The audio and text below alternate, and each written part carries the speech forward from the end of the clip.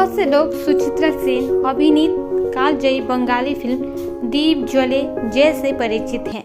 इस फिल्म में मानसिक अस्पताल की नर्स राधा को अपने मरीजों से इतना लगाव हो गया कि वह स्वयं एक मानसिक रोगी बन गई। हालांकि कहानी में थोड़े बहुत बदलाव हैं, लेकिन नागरकटा के भगतपुर चाय बागान की सेवानिवृत्त नर्स शुक्ला चक्रवर्ती का जीवन बिल्कुल ही वैसा है। वह किसी तरह अपने इकलौते बेटे के साथ जीवन यापन कर रही है, जो मानसिक रूप से अस्थिर है। इस बात की कोई गारंटी नहीं कि यदि आप एक बार भोजन करेंगे तो आपको शेष 2 भोजन कहां से मिलेंगे। बगीचे वाले क्वार्टर में स्थित छोटे से घर हैं, जहां माँ बेटा रहते हैं। स्थितियां व्यवहारिक रूप से नरक जैसी है।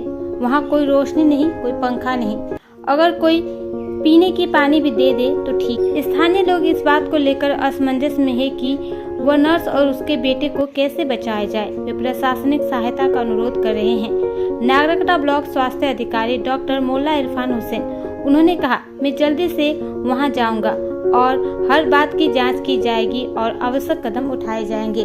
शुक्ला चक्रवर्ती 3 साल पहले सेवानिवृत्त हुए हैं। उन्होंने एक समय महान रहे भगतपुर चाय बागान के केंद्रीय अस्पताल में लगातार 30 वर्षों तक नर्स के रूप में काम किया। यह बागान डूअर्स के लिहाज से सबसे अच्छा था। उसके 2 बच्चे हैं। बेटी की शादी हो गई है। परिवार में उनका बेटा विक्रम भी है। वह लड़का धीरे धीरे मानसिक रूप से बीमार हो गया। अपने इलाज के लिए स्वयं पहल करने के बावजूद एक समय पर शुक्ला देवी भी बीमार पड़ गई। उसके बाद से उसके जीवन पर विपत्तियां छा गई। एक और उनकी अपनी बीमारी और दूसरी ओर उनके बेटे की जटिल समस्या। उन्होंने दोनों को घर में नजरबंद कर दिया है। विक्रम का इलाज काफी समय से बंद पड़ा है। इसके बाद की कहानी न केवल दुखद बल्कि बहुत ही दुखद है। चाय बागान नर्स शुक्ला और उसके बेटे की दुर्दशा स्थानीय लोग मदद के लिए पूरी कोशिश कर रहे हैं, लेकिन यह पर्याप्त नहीं है।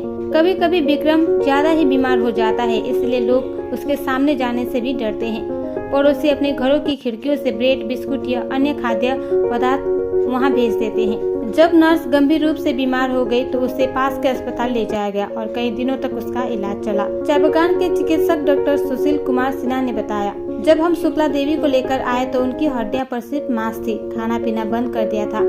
मुझे सलाइन इंजेक्शन लगाने के लिए उनकी नर्स को भी ढूंढना पड़ा।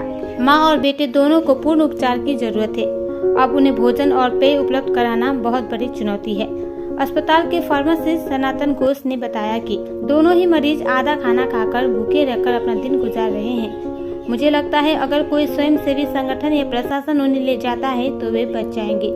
अस्पताल की नर्स बिमला लामा ने कहा, क्योंकि शुक्ला दी यहाँ काम करती थी, इसलिए चाय बागान अधिकारियों ने उन्हें सेवानिवृत्त के बाद भी उसी क्वार्टर में रहने को दिया था। शुक्ला चक्रवर्ती क्या कह रही हैं? उन्होंने रूंधे स्वर में कहा, हम बस जीना चाहते हैं। पड़ोसी हमें कब तक देखते रहेंगे? क्या कोई जीवित रहने की पुकार को सुनेगा? हालांकि शुक्ला देवी ने एक बार हजारों रोगियों को अत्यंत करुणा के साथ मोक्ष का मार्ग भी दिखाया था। কোথায় নার্সিংটা করতেন? এই হসপিটালে। হসপিটালে কতদিন করলেন? 30 বছর মতো। তো এখন কি আপনি রিটায়ার অবসর নিয়ে নিয়েছেন? হ্যাঁ। এখন সমস্যা কি হচ্ছে আপনার? অসুবিধা কি? খাওয়া দাওয়া খুব বানাইতে পারি না। হ্যাঁ? খাওয়া দাওয়া বানাইতে পারি না। তারপরে তুই কেন বলতেছিস? খাওয়া দাওয়া বানাতে পারছেন না, তাহলে কি খেয়ে থাকছেন আপনি? জল কোথায় পাচ্ছেন? জল তো আমার সমস্যা, জলের মানে কি বৃষ্টির জল খাচ্ছেন? ওই যে তাই বলতে কোন জল এটা? বৃষ্টির জল। বৃষ্টির জল। আপনার টাকা পয়সা আছে? টাকা পয়সা নাই। আপনার তো অ্যাকাউন্টে শুনলাম টাকা পয়সা ছিল, কি হলো এটা? ওইটা মেয়েরা আজকাল কি গোল গোল করে ওইটা করে নিয়ে নিল আর বাপটু আর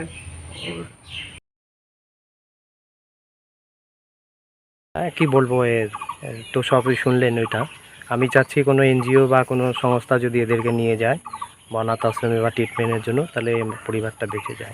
দায়িত্ব যদি, হ্যাঁ এটাই বলতে চাই। এরা এখন কিভাবে আছে, কি পরিস্থিতি আছে? এরা এইভাবে কি পায়খানা বাথরুম নেই, একভাবে পায়খানা ইউরিন করে এইভাবেই আছে শুয়ে। খাওয়া দাওয়া জুটছে? খাওয়া দাওয়া কখনো জুটছে, কখনো জুটছে না। তো খাবার এক টাইম পাইলে 2 টাইম পাবে না। আবার কালকে যে গ্রামের লোকে কাউকে মায়া লাগছে তো ও খিড়কি থেকে ফেলতে হবে আমাদেরকে, সামনে গিয়ে দিতেও পারবো না, এমন অবস্থা আছে। ছেলে ভাত খায় না, ভাত তো পায় না, শুধু বিস্কুট টিস্কুট হ্যাঁ, এসব। ভাত ও বিস্কুট যে কেউ প্লাস্টিকেও দেয়, বাবুরা অনেক যে আমাদের হসপিটাল লোকরা যত আছে প্লাস্টিকে হইলে আনে দেয় ওনাকে, ওটাই খায়, এতদিন বাঁচে আছে, নাহলে কবে মরে যাইতো উনি। আচ্ছা, এখন সলিউশনটা কি বলে মনে করছেন? আমি যে চাই কি হয়েছে কি ওনাকে একটু যদি অনাথ আশ্রম খুলছে, এ তো সবাইকে যা যা গরিব আছে যার দেখাশোনা নাই ওদের জন্যই তো অনাথ আশ্রম খোলা আছে। তো আমরা চাই দিদিকে একটু ভালো জায়গাতে রাখে, ওনাকে যদি খাওয়া দাওয়ার বন্দোবস্ত হইতে তো আরো কয়েকদিন উনি ভালো মতো বাঁচতে আচ্ছা, পারতো। প্রশাসনের নজরে আনা হয়েছিল এই না না না না। কিন্তু আমাদের এখানে ওনার তো রিটায়ারমেন্ট করার পরে তো বাড়ি সব ছাড়তে হয়, কিন্তু আমাদের এখানকার ম্যানেজার সবাই মিলে ওনাকে থাকতে দিছে, যে উনি এই বাড়িতে থাকুক বলে। পঞ্চায়েত কর্তৃপক্ষ জানে? সবাই জানে, সবাই জানে, জানে। সবাই জানে। আপনার নামটা কি? বিমলা লামা। আপনি কি করেন? আমি হসপিটালের কাজ করি। সিস্টার। হ্যাঁ।